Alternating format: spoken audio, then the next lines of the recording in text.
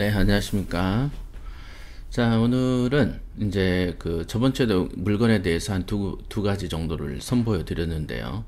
이번 주에도 이제 오늘 이제 준비한 경매 물건이 하나 있습니다. 오늘 준비한 거는 이제 압구정동에 있는 이제 아파트예요. 꽤 높은 가격에 낙찰이 된 것 같아가지고, 이런 이제 우리가 보면은 우리가 가진 돈에 대비해서 항상 또 너무 낮은 것만 이렇게 보다 보면은 시야가 좀 좁아집니다. 그래서 우리가 이제 물건을 투자할 때 보면 내가 가진 돈의 한계가 설령 작을지라도 비싼 것도 보고, 또는 내가 사는 지역하고 거리가 멀어도 다른 지역도 좀 검토하고, 이렇게 지역 종목 금액에 대한 편견을 깨는 작업이 필요하다라고 말씀드렸어요. 그래서 우량물건 검색 훈련에 있어서 이래도 훈련의 중요성, 나는 공장 관심 없는데요, 그래도 공장을 보시라. 나는 땅에 관심 없는데요, 그래도 보시라. 그죠?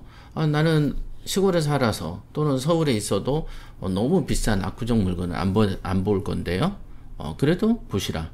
이렇게 제가 항상 하는 말씀이죠. 그래서 어떤 경매 물건을 공부하는 입장에서는 다양한 물건들을 보는 게 굉장히 중요하다고 분명히 말씀드렸었습니다. 자, 오늘 볼 것은 여기에 있는 압구정동에 있는 현대 아파트입니다.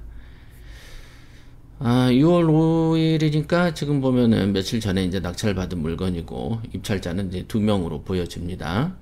그래서 이제 100%대 신권일 때 이제 낙찰 받아갖고, 여기에 있는 이제 보면은 땅은 6평이에요. 대지권 6평인데 전용 면적이 49평, 이런 물건입니다. 그래서 이제 통상적으로 이런 경우만 딱 보더라도, 야, 땅은 좁은데 전용 면적 대비해서 대지권이 좋구나.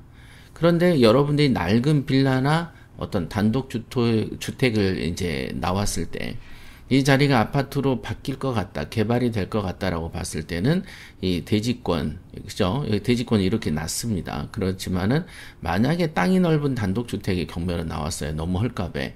그런데 재건축 지역이다. 그러면은 이제 그런 물건은 여러분들에게 돈을 벌어다 주는 물건이 되겠습니다. 특히나 이제 빌라 같은 경우가 재건축이 될 때에도 이런 대지권의 비율이 상당히 영향을 미칩니다. 그러니까 물론 새로 신축을 했는데 대지권이 넓어서 나중에 재건축까지 보고 사야지, 그런 게는 너무 아니고, 많이 낡은 지역에 이제 재건축이나 재개발이 기대되는 지역에서의 낡은 빌라나 이런 단독주택 같은 경우에는 이런 대지권 비율이 굉장히 중요하다고 보시면 됩니다. 여기 공유물 분할 경매라는 생소한 이제 언어가 나왔어요. 이거 이제 살펴보도록 하겠습니다. 자, 보면은 물건의 이제 개요부터 보죠. 물건의 개요,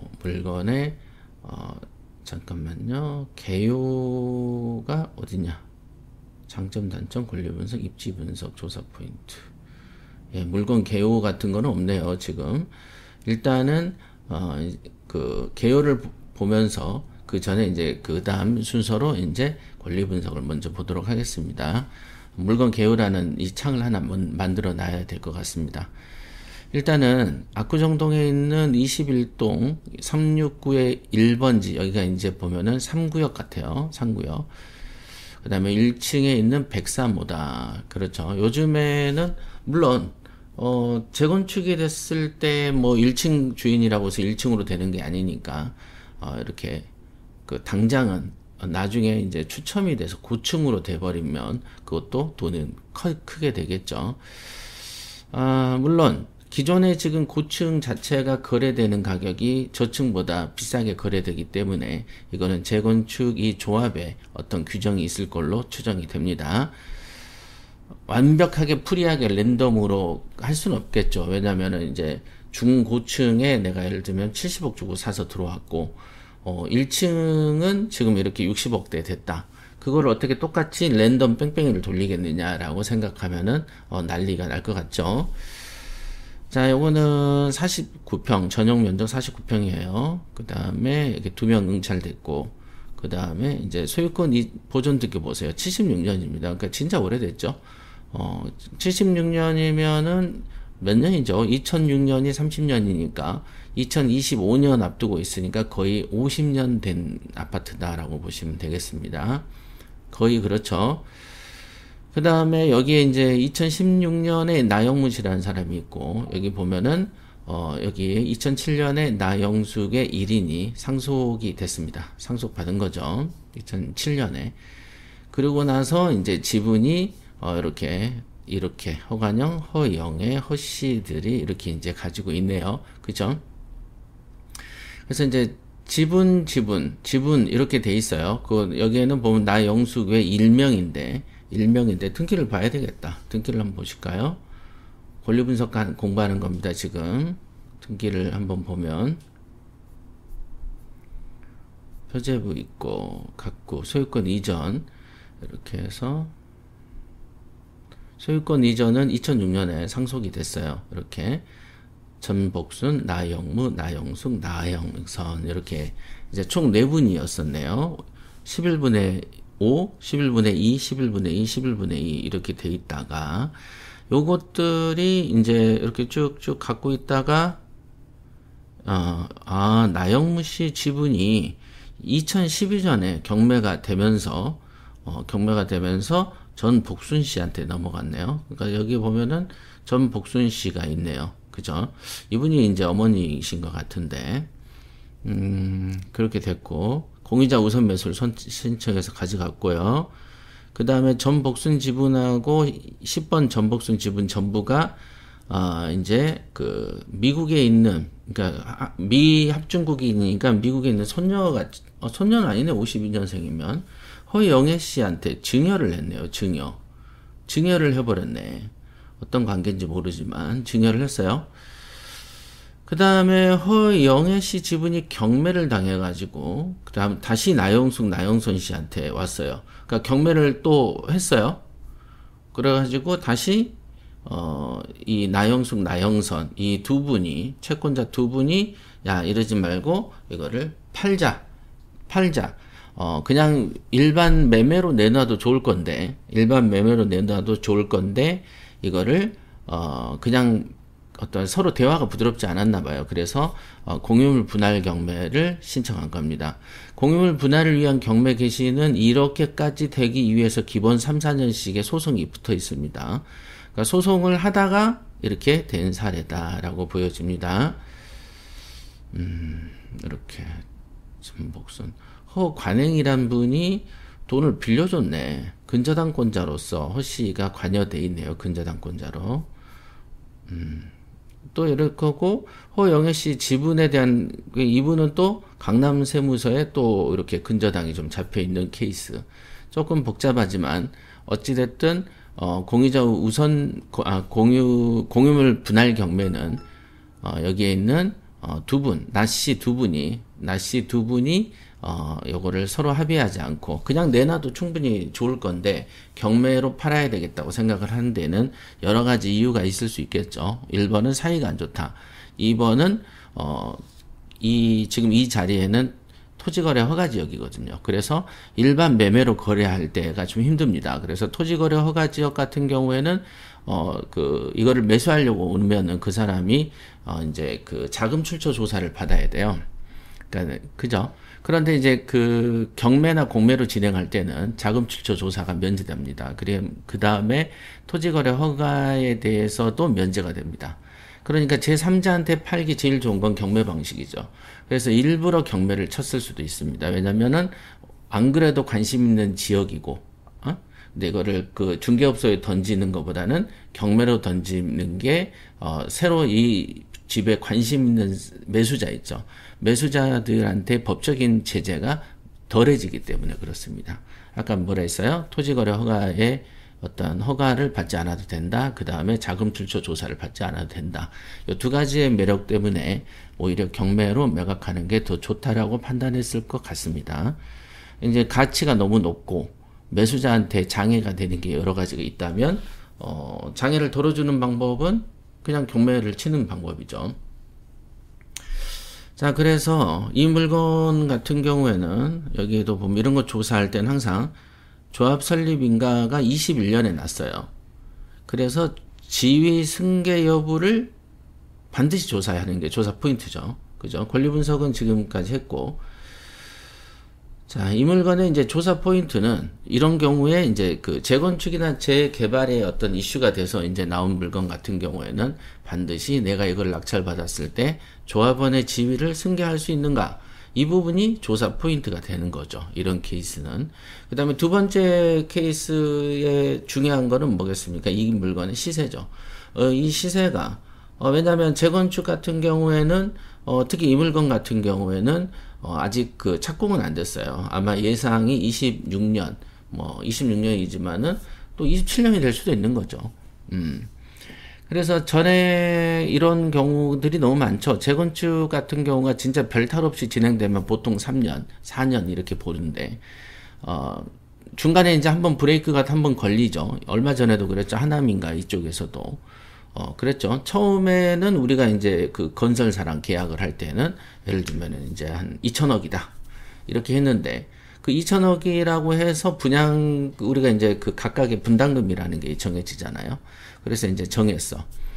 그랬는데 이게 중간에 얼마였습니까? 경제 불황에 물가 상승, 그 다음에 건축자재 비용 상승, 인건비 상승, 이렇게 돼버리니까 건설사 입장에서도 집을 못 짓는 경우가 생기죠.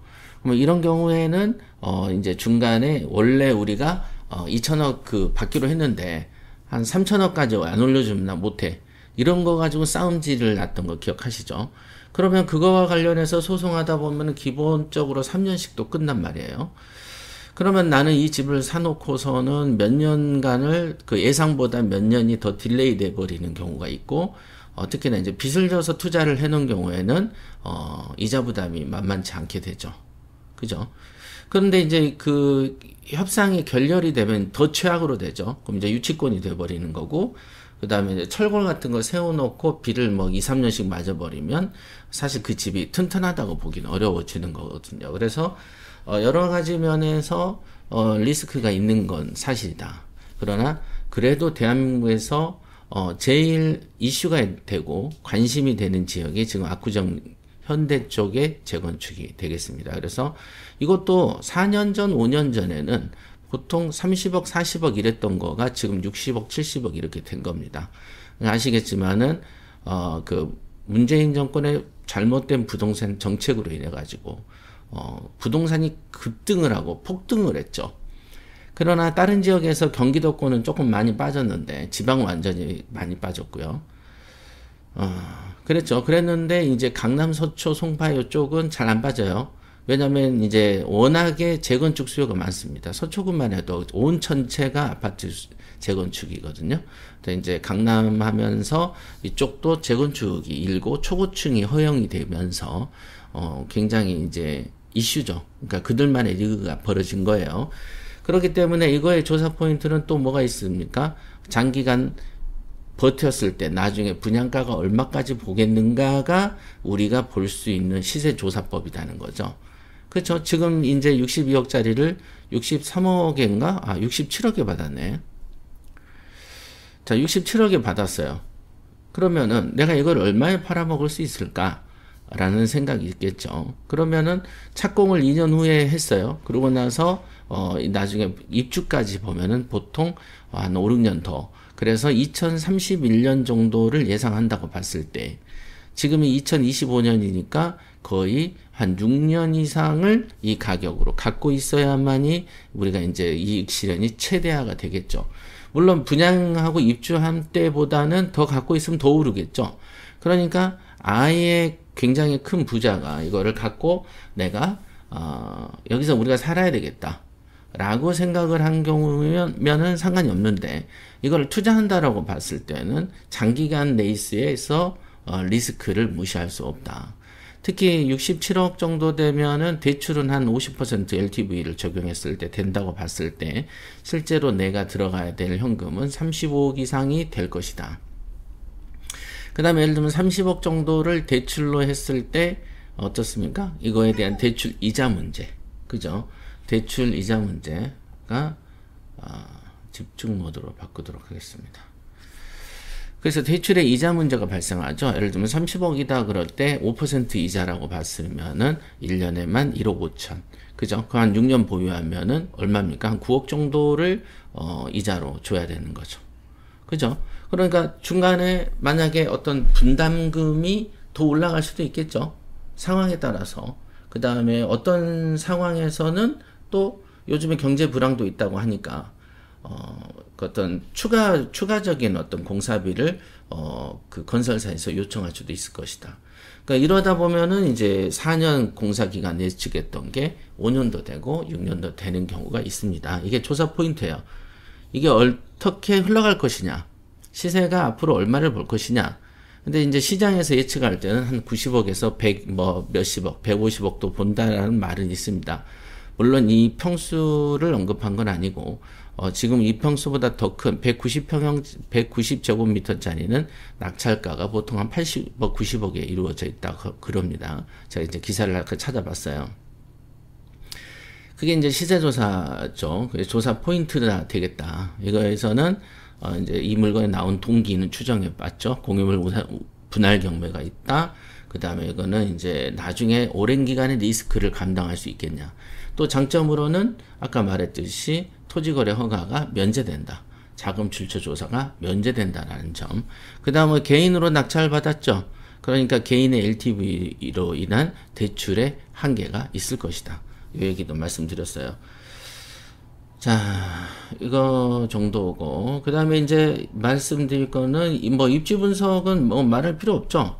요거는 뭐, 보나마나, 이렇게 굉장히 이제 좋은 입지예요. 이거는. 이렇게, 딱 이 자리죠. 여기가 이제, 여기는 성수대교, 여기가 동호대교인가? 예, 여기가 동호대교죠. 동호대교. 그래서 이제 동호대교에서 나오면 이 자리가 사실 어수선합니다. 그러나 이제 이 개발을 통해서 초고층으로 되면은 일종의 대한민국에서 제일 비싼 랜드마크가 되는 것이죠. 그 전까지는 이제 그 여기 뭐 잠실의 롯데 그쪽이었는데, 만약에 이게 이제 재건축이 되면은 엄청난 이제 부의 상징의 도시가 되는 거죠. 아시겠죠? 여기에는 원래 이제 압구정은 말 그대로 이제 그 새들이 와서 앉는 그런 자리였었죠. 옛날에 그 조선시대 어떤 학자들도 이 압구정이라는 곳에 딱 정자를 지어놓고 물놀이도 하고 그랬던 자리입니다.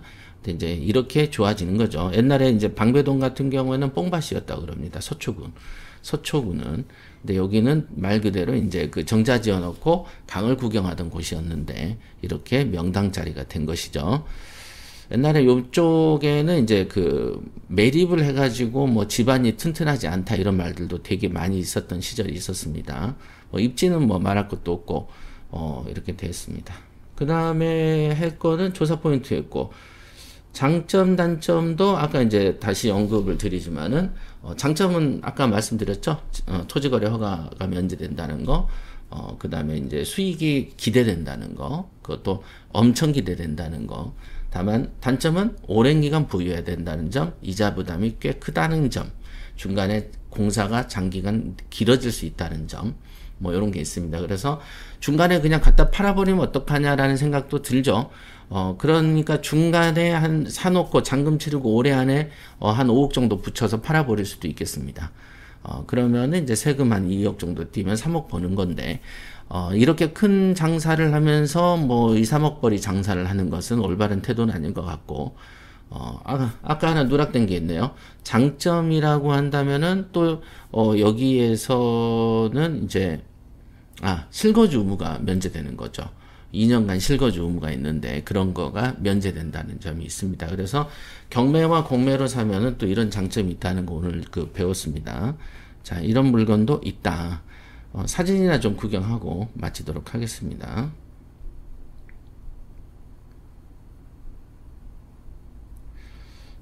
이 알토란 특강 버튼을 잘못 눌렀네요. 그 다음에 이제 말 나온 김에 토요 알토란 특강은 앞으로 라이브로 하지 않고 녹화된 것을 토요일 날, 첫 번째 토요일 날 오전 10시에 업로드를 하는 방식으로 바꾸기로 했습니다. 자, 사진 보시죠. 이렇게. 여기에 이제 지하 주차장이 없죠. 아주 오래된 거라서. 그 다음에 이런 데가 다 복도형이죠. 복도형 베란다라서 굉장히 좀 주거 환경은 안 좋죠. 교통은 좋을 뿐이지만 진짜 오래되고 낙후된 건물이었습니다. 이제 여기가 이제 그 빛을 발하는 지역으로 이제 탄생하는 것이죠. 그렇죠? 이런 거죠. 진짜 사실 이런 문짝들도 보면 정말 오래된 문짝이죠. 되게 인천의 어떤 빌라 낡은 빌라 정도의 문짝하고 똑같죠.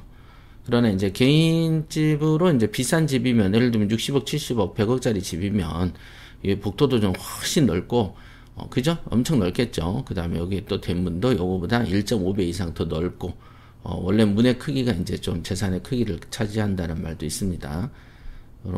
그런 시절이 올 것 같습니다. 자, 그러면 여기까지 할까요? 이 총평은, 총평이 뭐냐? 일단 잘 샀다. 잘 샀다. 그 다음에 자본력만 있으면 이렇게 굵직한 물건을 도전하는 것도 좋다.